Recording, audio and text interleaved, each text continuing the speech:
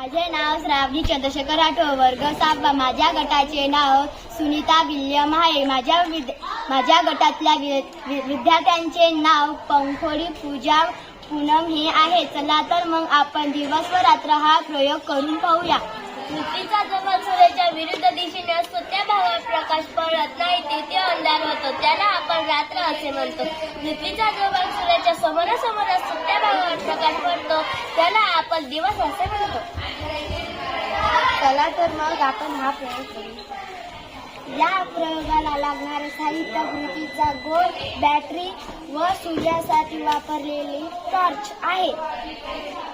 सूर्याचा प्रकाश ज्या भागावर पडत आहे तिथे तुम्हाला काय दिसत आहे?